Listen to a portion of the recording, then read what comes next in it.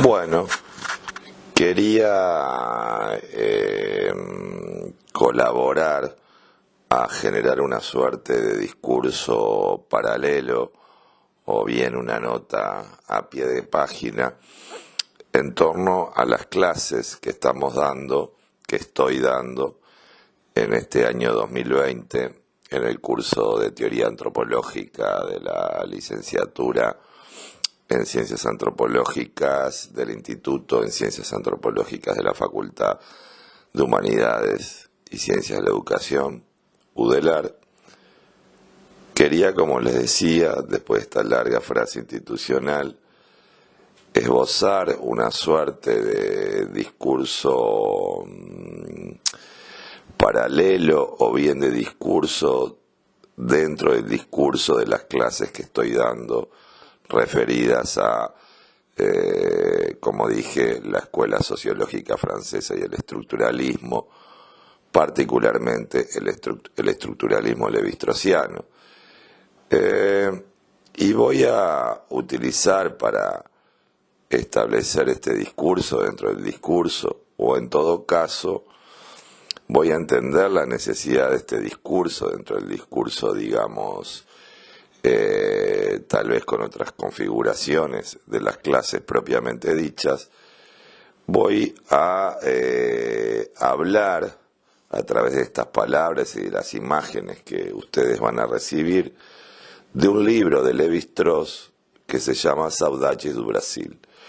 Este libro, son dos libros, uno que se llama Saudades de Sao Paulo y otro Saudades do Brasil, van a dar cuenta a través de textos y sobre todo de fotografías de Claude Lévi-Strauss de su estadía en San Pablo y de su estadía y sus recorridos etnográficos en el Brasil en la década de los 30 del siglo XX, es decir, él va con esas misiones, digamos, con una impronta importante colonial, más allá de las intenciones de los agentes involucrados. Él va, digamos, en esas misiones que operaban como, digamos, esquirlas de un proceso civilizatorio europeo hacia América. Él va a Brasil desde Francia en esas misiones y se instala como profesor de la Universidad de San Pablo.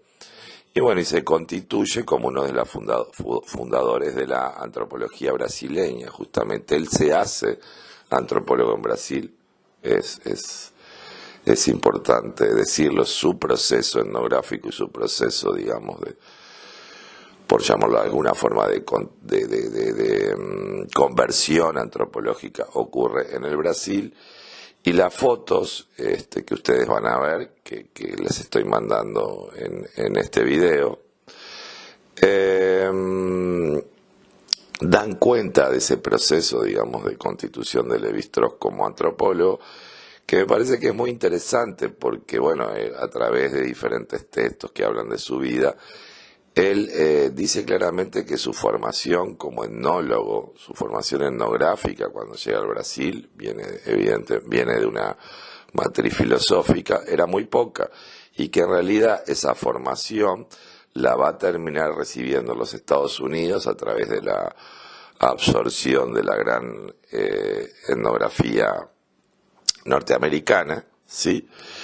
Y bueno, van a constituir diferentes viajes. Este es un viaje que tiene que ver con el desarrollo, digamos, de ciertos procesos educativos, pedagógicos, de formación de investigadores en el campo social y también de varias expediciones etnográficas que Lévi-Strauss planifica en el Brasil, en ese Brasil de los 30, y la estadía en Estados Unidos, en la cual va a coincidir felizmente con Jacobson, bueno, también con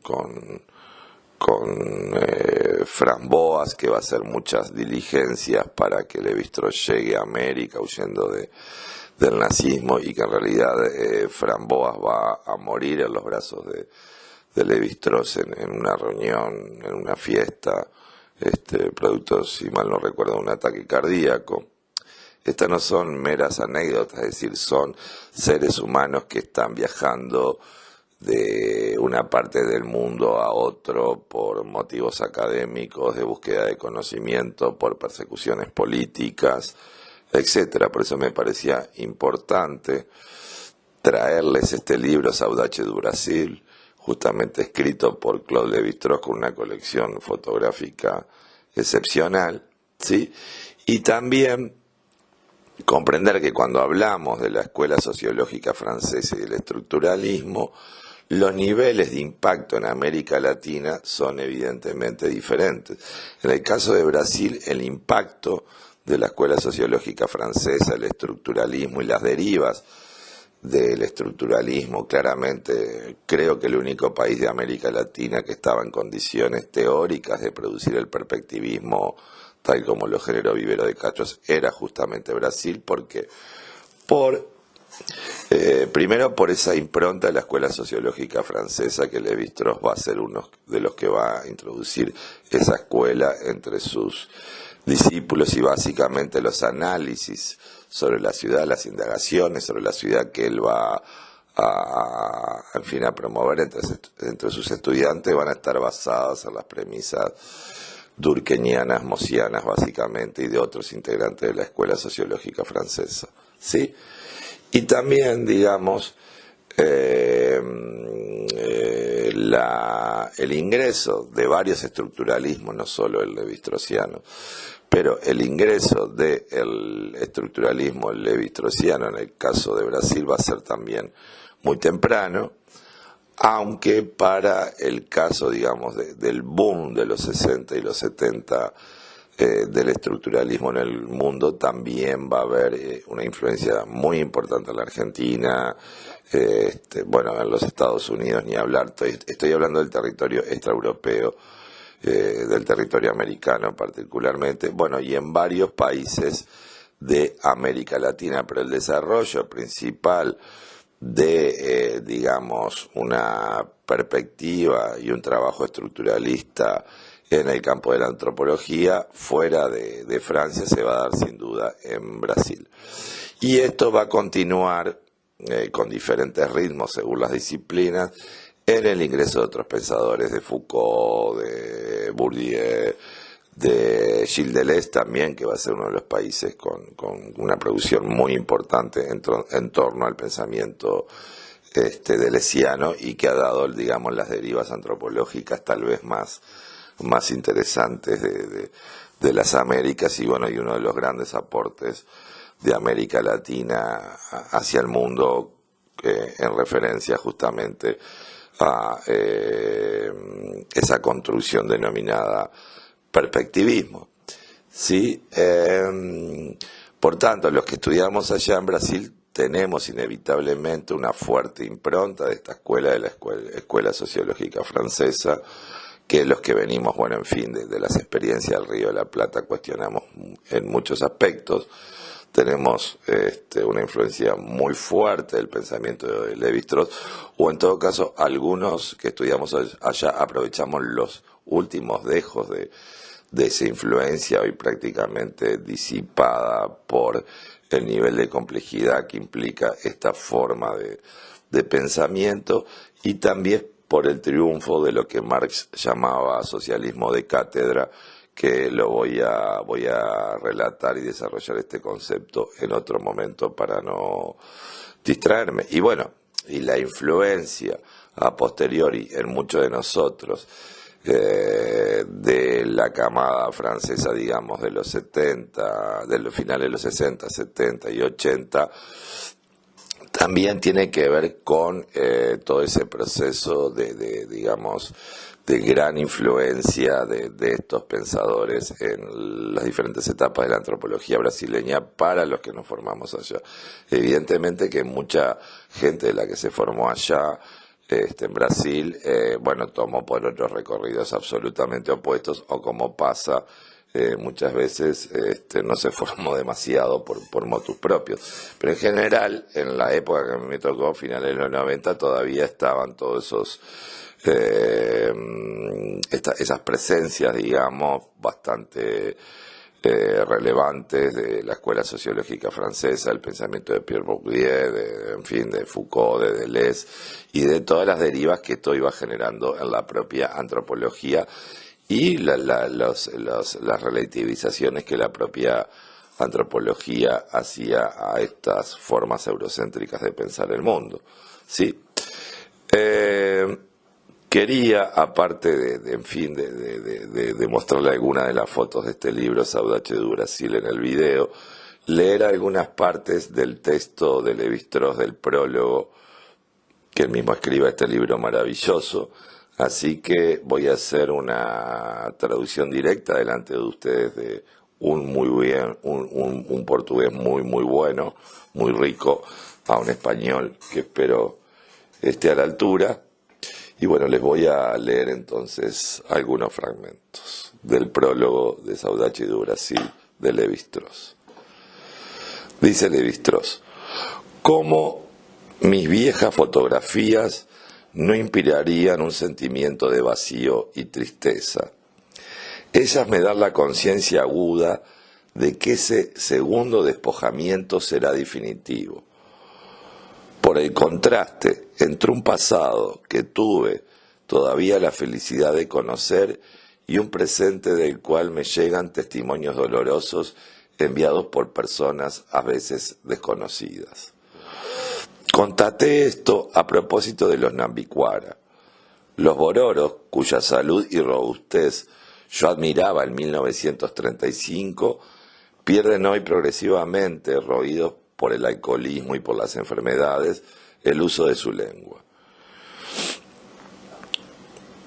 Bien lejos de allí, en oposición, pero también en impresionante paralelo, en Canadá, los indios de la costa del Océano Pacífico, que visité en 1974, ponen en los museos, en este caso creados por ellos, las máscaras y otros objetos rituales que les fueran confiscados hace más de medio siglo y que por fin les devolvieron. Esos objetos son exhibidos y utilizados por ocasión de ceremonias que los indios comienzan a celebrar. En este nuevo clima, ellas perdieron mucho de su antigua grandeza.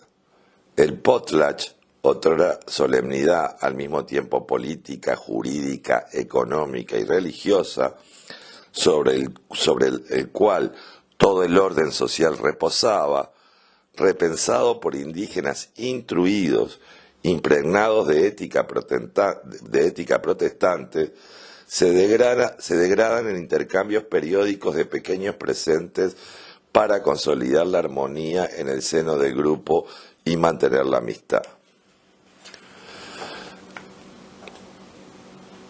¿Cómo sorprenderse? Cuando esos indios evocan con emoción la vida tradicional, no se trata de aquella que, para sus bisabuelos, ya no era más que un recuerdo. Los viejos buenos tiempos,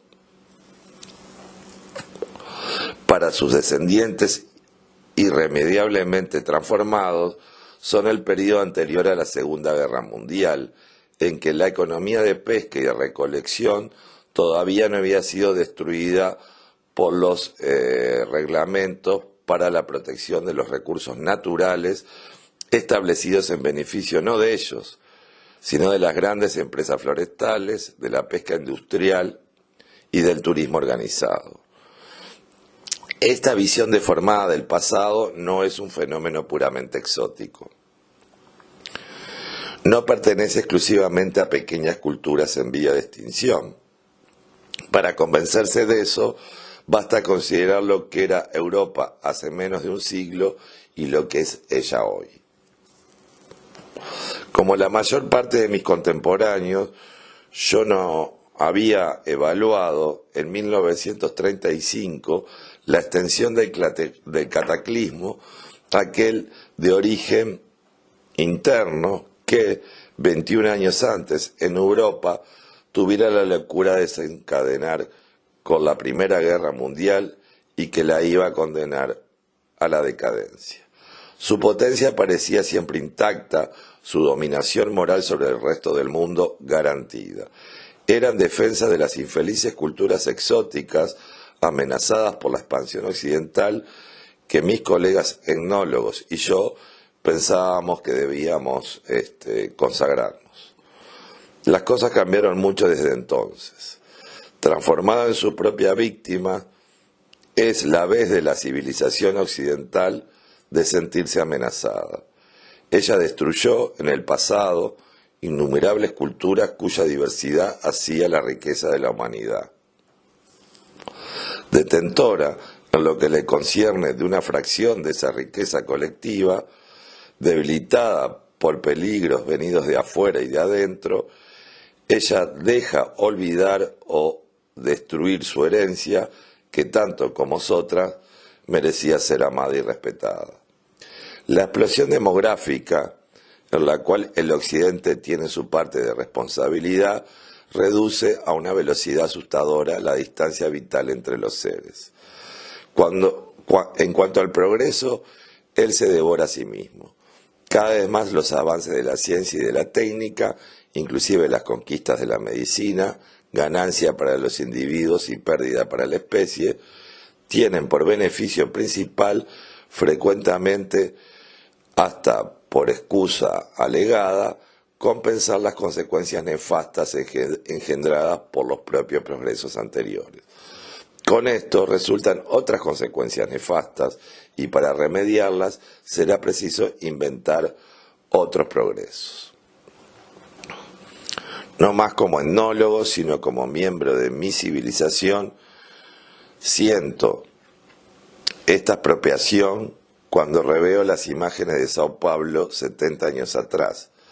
Ciertamente tendría el mismo sentimiento delante de la foto de la misma época sacadas en París o Nueva York o Tokio. Pero haber visto 2 veces la misma ciudad con medio siglo de intervalo se vuelve chocantemente más brutal. Y Sao Paulo sirve tanto mejor de ejemplo cuando, ya en plena mutación, cuando yo vivía allá, las transformaciones se producían a un ritmo acelerado. De 35.000 habitantes, cerca de 1890, a ciudades que pasaban a 340.000 en 1910, llegando al millón por vuelta de 1930 hasta 11 o 12 veces más en el presente.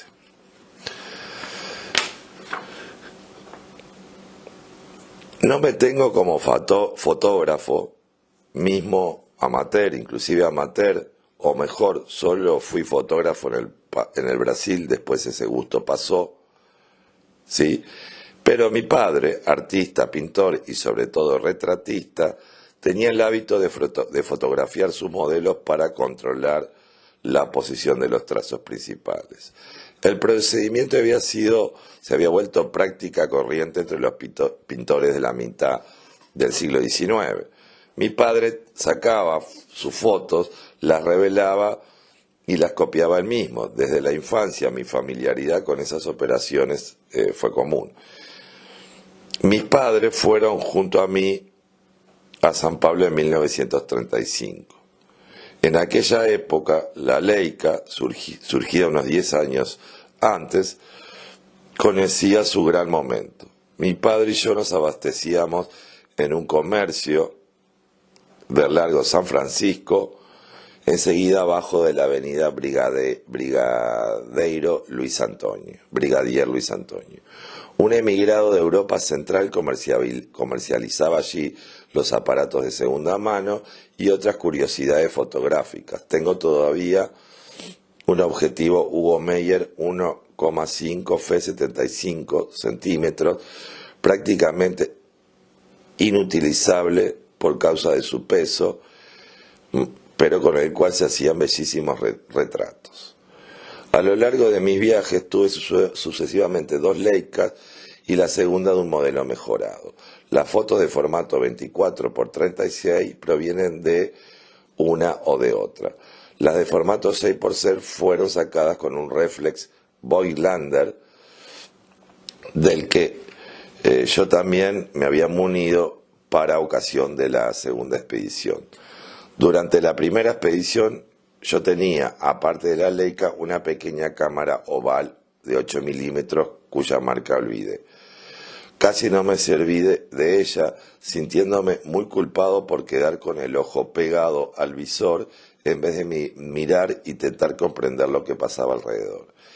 Mi paciencia se limitó, por tanto, a algunas secuencias descosidas, a algunas composición de imágenes accidentales, alguna filmación de imágenes accidentales filmadas desde arriba de un caballo.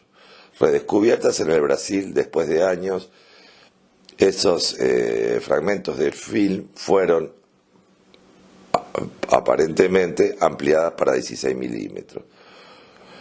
Las volví a ver sin convicción no hace mucho en el Centro Georges Pompidou, que las presentó juntamente con otras reliquias. Fue preciso escoger entre cerca de 3.000 negativos.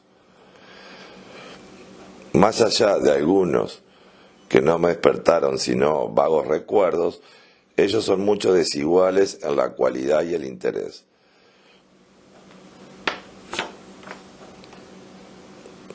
Las 176 fotografías aquí reunidas se refieren todas a Américas del Sur. Que ellas sean tomadas, por tanto, por lo que son, un testimonio no desprovisto tal vez de intereses para el historiador sobre el Brasil y sus habitantes hace más de medio siglo, a los cuales al mismo tiempo que a mi juventud distante les envío una saudación, un abrazo afectuoso y nostálgico.